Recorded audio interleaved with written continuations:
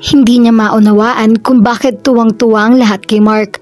O marahil ang hindi niya maunawaan ay kung bakit inis na inis sa kanya ang lalaki. Wala naman siyang ginagawang masama rito. Gusto niyang mapalitan ang imahe nito sa kanyang isip. Maya-maya ay dumating ang mga kababaihan na tila tuwang-tuwa na tumulong. Panay ang bida ng mga itong nararapat lamang daw na maghanda ang mga ito para kay Mark sa laki ng utang na loob ng mga ito sa lalaki. "Saan po kayo kumuha nito mga panghanda?" tanong niya. "Kami mayroong supply sa rancho. Nagkaisang lahat na ihanda na lamang ang rasyon. Kumpara naman kay Mark, bakit hindi?" Dahil nakakainis po siya. Masama pa ugali niya. He's a snob. Who the hell does he think he is? Like I owe it to him that we shared dinner. No way. Man fall in line to date me and he would act all conceited, telling me off on our simple dinner just because I asked him a question. Nice. Hindi na siya kumibo.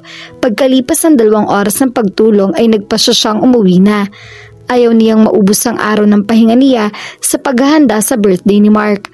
Manigas ito. Naglakad-nakad na lamang siya at inaliwan sarili sa mga tanawin. Being in a farm like that was not as bad if she were just there for a vacation. Mag-e-enjoy pa siguro siya. Pero ganung magtatrabaho rin siya ay hindi niya ma-enjoy ang tanawin.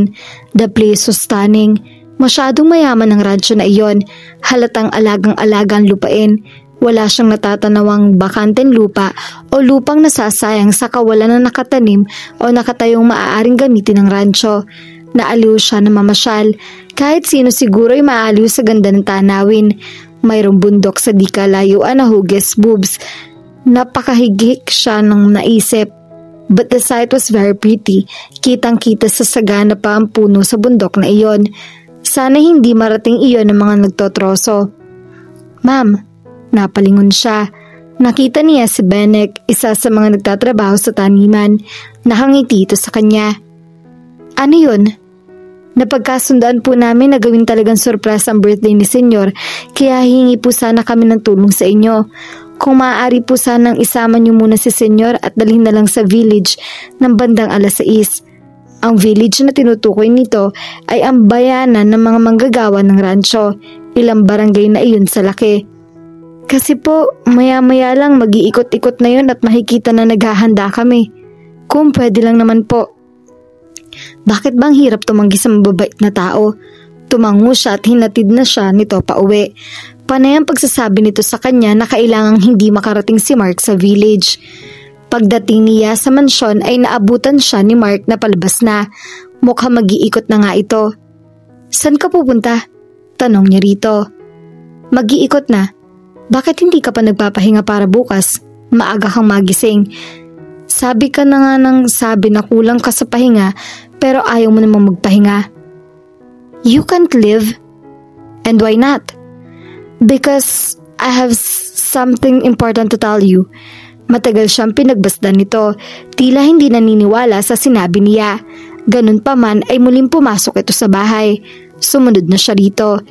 Hindi naman niya alam kung ano ang importanteng sasabihin niya rito. Pasado 3:00 pa lamang. Kailangan niyang aliwin ito sa loob ng mahigit 2 oras. Parang hindi niya kaya. "Ano yun? Hindi mo man lang ba ako aalokin ng maiinom? Is this going to take long? Can't it wait till later? Kailangan kong tingnan ng mga hayop. May mga may sakit ang bisiro kagabi." "Galing na ako kanina lang sa bisiro. Okay naman sila." Pagsisinungaling niya, ni hindi niya alam ko ano ang bisiro. Mahalaga talaga ang sasabihin ko at hindi pwede maghintay hanggang mamaya. Mukhang naiirita na ito na nagtataka. Bakit ayaw mo pang sabihin kung ano? Sabihin mo na kung mahalaga pala at hindi nakapaghintay. May sakit ka ba? Iyon ang una niyang planong sabihin, ngunit doktor ito. Madali para ditong mabisto na wala siyang sakit. Umiling siya. "May umaaway ba sa'yo? Did anyone from the ranch treat you badly? Sabihin mo agad at makakaasa kang gagawa natin aksyon yan." Nabahira ng pag-alala ang tinig nito. "No, it's not that. As a matter of fact, they're all very nice to me." "Then what is your problem?" I am so sad." "What?" I am so sad to the point of breaking down. I am pathetic, I know that, but I am sad. I think I am losing my mind over it. Then go home. I don't want a crazy woman running around the ranch. No, it's not like that. It's something very personal. I need to talk to someone who doesn't know me personally and doesn't know my family and friends. Someone like you. I hope we can talk about it. Maybe later. Akmang tatayo na ito nang hawakan niya ang braso nito at mapursing hinigit at popo. Napaupo uli ito at sa pagkakataong iyon ay sa tabi na niya. Nakakahiya sa mga tauhan ko ang tanging hiling ng mga ito sa kanya ay hindi pa niya magagawa. Niyakap niya si Mark. Please hold me. You are insane, woman. Maybe, but please hug me and make me feel better. Nakayuko lamang siya. Hiyang-hiya na ngunit naroon na iyon. Malalaman din nito mamayan ay sa lamang pakulo iyon. Narinig niya ang pagbuntong hininga nito. Crazy woman. Muling sambit nito. But this time, he placed his arms around her shoulders and pulled her near. Bigla siyang napalunok. Hayon na naman ang amoy nito. Mabining bango. His warmth felt so good. Parang gusto niyang kailanman ay huwag nang umalis sa mga bisig na iyon. Is this enough to make you feel better, babe? Dagli siyang tumingin sa mukha nito. Hindi niya alam kung nang-iinsulto ito, nanunodyo o very warm. Pagdating sa lalaking ito ay mahirap mahulaan kung ano talaga ang tumatakbo sa isip nito. Better. Good. Now, I have to go. Unless you want to feel better again. Maybe this time, you want to feel great. Hindi niya nagugustuhan ang uri ng pagkahangisi nito. Ngunit kasabay ng inis niya ay parang may nabuhay na kung anong tukso. It was crazy. How could she desire this man when he was hateful? Oo nga't wala siyang totoong problema pero hindi nito alam iyon. Sa halip na maging helpful ito gaya ng gagawin niya, marahil ng kahit sinong matinong lalaking nasa lugar nito ay pangisi-ngisi pa ito. Parang napakagrin ang tumatakbo sa isip. At siya namang nabaliw na yata ng tuluyan ay may kung anong kilig at init na nadama sa undertone nito. Naisip niya ang fumes ng ebak ng baka at kabayo ang dahilan kung bakit siya nagkahaga noon. You're such a pig, anya rito. Bahala na kung magtungo ito sa village, wala na siyang pakialam. Why do you have to be like that? You could be okay but your attitude is just... You know what? Just go. Leave me here. Is that what you really want? Sa pagkakagilalas niya ay bigla na lamang ito naghubad ng kamiseta nito. Absolutely gorgeous, bud. Because we can dance the tango all afternoon, babe. Ni hindi siya napangiwi sa choice of words nito. Kaya nitong dalhin iyon at maging ang mga kayabangan nito ay kayang-kayang dalhin nito. She knew a lot of women would want to be doing the tango with him all afternoon. Why do you have to take your shirt off like that? Binabastos mo ba ako? You said you're sad. This is the only cure I know for sadness. You're such a pig. Ulit niya, nanggigigil pero hindi mapigilan ng sarili na sumulyap-sulyap sa matikas na katawan nito. Don't look at me as if you want me, only you're pretending otherwise. Isinot uli nito ang kamiseta nito.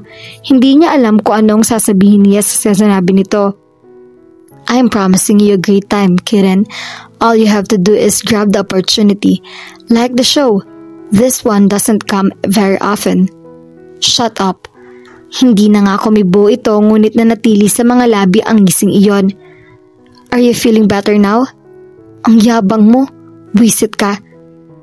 I'll leave you here now. Tumalikod na ito at wala na siyang ginawa upang bumalik ito. Bahala na mga manggagawa. Baka kung ano pa mangyari sa kanila ni Mark at natitiyak niyang pagsisisihin niya iyon. He was a jerk. Ma'am, ipinapatawag po kayo ni Senyor. May kaunti po tayong salo-salo. Really? Halos hindi siya makapaniwalang ipinatawag pa siya ng lalaki. Naisip niyang baka naman si Nanay Iding lang ang nagpatawag sa kanya. Anong sabi niya sa'yo? Ipinapasabi lang po niya kay Nanay Iding na sunduin ko kayo rito. Sabi ko na nga ba? Wala siyang balak na pakainin man lang ako pagkatapos ng lahat ng ginawa niya sa akin. He really is a jerk. Hindi na sana siya makakasama ngunit wala siyang kakainin kung magpapaiwan siya sa kubo niya. Isa pa, alam niyang masarap magluto si Nanay Ideng. Nang makarating siya sa village ay nakita niyang nagsisimula ng kasayahan. Pasado 6:00 na, may 2 baboy at 1 baka pang nililitsyon sa isang tabi. Mayroong sound system na bagaman basag ang tunog ng speakers ay sapat na upang pumailan lang sa mga masasayang musika. Nilapatan kaagad niya si Nanay Ideng ng punong abala sa pag-aasikaso roon. Pasensya na po kayo kung hindi ko naawat si Mark na pumunta kaagad dito. Kumunot noon ito. Ano bang hindi naawat? Eksaktong 6:00 siya dumating. Salamat nga pala, Ineng. Ang ipinagtatako ko lang ay kung bakit hindi ka pa sumama kaagad dito. Siya naman ang nagtaka. Nang abutan siya nito ng plato ay kumain na siya. Ang pwestong itinuro nito sa kanya ay katabi ng pwesto ni Mark. Ang katabi naman ng mesa nila ay ang mga crew na mukhang 2 lang ang nagtatrabaho upang kunan siya. Parang lahat ng tao ay nasanay na sa mga ito.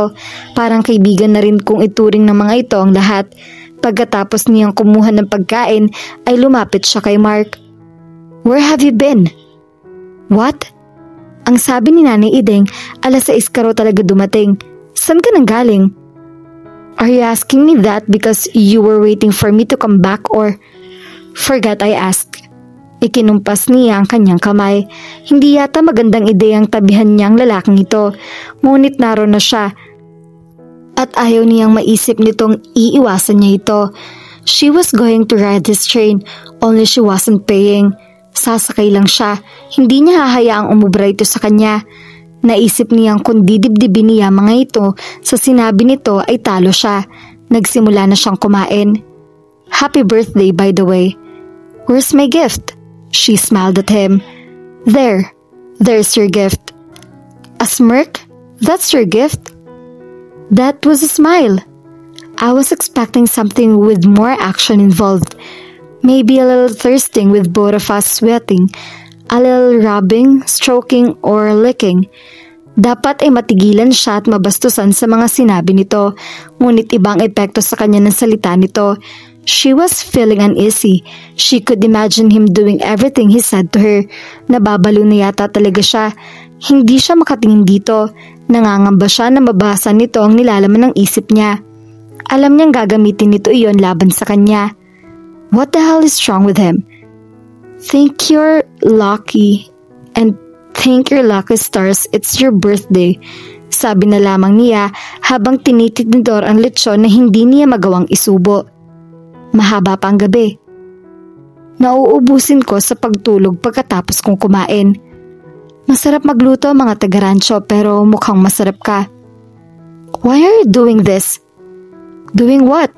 Inabot nito ang kamay niya, saka pinadaan ng hintuturo nito sa kanyang balat.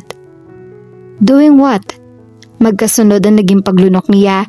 Hindi tamang ginagawa nito pero hindi niya alam at hindi niya mabawi ang kamay niya. Ang daliri nito ngayon ay umabot na sa braso niya. Mark, I love it when you say my name. At tinatawagan po natin ang ating bisita, ang bisita ng radyo, para alayin ng kanta ang ating senyor. Miss Tara, maaari po ba kayo maghandog ng kanta para kay Senyor Mark? Anang host sa isang baklang nagtagatanim din ng gulay. Salamat sa pagtawag nito. Nabawi niya ang kanyang kamay mula kay Mark. Bago pa kung ano mangyari, tumayo na siya at lumapit sa entablado. Hiniram niya ang gitara ng isang lalaki at pumesto sa gitna. Nakapagtatakang sa dami ng tinutugtugan niya ay ngayon lang siya kinabahan. Alam niyang kahit magkalat siya sa lugar na iyon ay okay lang. Marunong din naman siyang kumanta. Isa siya sa nagbabackup ng vocals kay River. Bago siya umakyat sa maliit na entablado, ay nasisiguro niyang mamaniin niya ang performance na iyon at sabik siyang makakalayo kay Mark. Nang naroon na siya at nakatingin na kay Mark ay parang umurong ang dila niya. A happy birthday, Anya.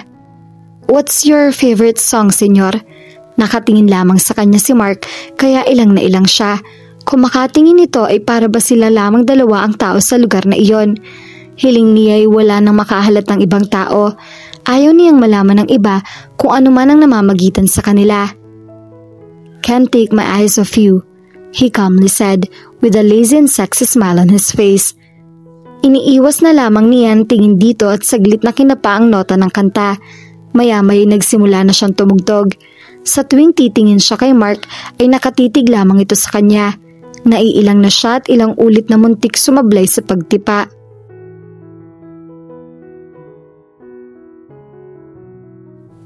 At dito na po nagtatapos ang ating kwento. Sabay-sabay po nating abangan ang susunod na kabanata. Maraming salamat po. God bless and stay safe.